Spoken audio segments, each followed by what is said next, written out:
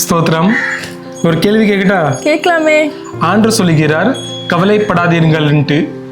அதே போல ஆகாயத்தின் பறவைகளைப் போல இருங்கன்ட்டு. ஏன்? அதாவது ஆகாயத்து பறவைகள் என்னன்னா 3 விஷயங்களை செய்யாது. அது என்னலான்னா, அவை விதைப்பதும் இல்லை, அறுப்பதும் இல்லை, சேர்த்து வைப்பதும் இல்லை. அதாவது விதைப்பதும் இல்லைன்னா, அதாவது இந்த உலகத்தில் உள்ள மனுஷங்க ஐயோ இது எனக்கு கிடைக்கலையே, ஐயோ அப்படின்னு நிறைய நேரத்தில் என்ன பண்ணுறாங்க, வருத்தப்படுறாங்க. அறுப்பதும் இல்லைன்னா, எனக்கு இந்த பலன் கிடைக்கலையே, நான் இவ்வளோ செஞ்சு எனக்கு அதுக்கு பலனே இல்லைன்னு சொல்லி வருத்தப்படுறாங்க. அதுக்கப்புறம் சேர்த்து வைப்பதும் இல்லை.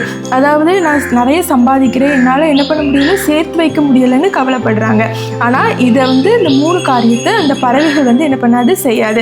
அது மட்டும் இல்லாமல் அந்த ஆகாயத்து பறவைகள் என்னென்னா, மேலே பறக்கும்போது முன்னையும் பறக்கும், பின்னாடியும் பறக்கும், சைடில் 2 சைட்லையுமே பறக்கும். ஒரு அழகான ஒரு டேலண்ட் இருக்குது. அதாவது ஒரு சின்ன பறவைக்குள்ள இவ்வளவு ஒரு அழகான தாளந்து இருக்கும்போது நம்மை படைத்த தேவனுக்கும் தெரியும் நமக்குள்ள ஒரு தாளந்து இருக்குது. அதே மாதிரி உங்களுக்குள்ளேயும் ஒரு தாளந்து இருக்குது, திறமைகள் காணப்படுது.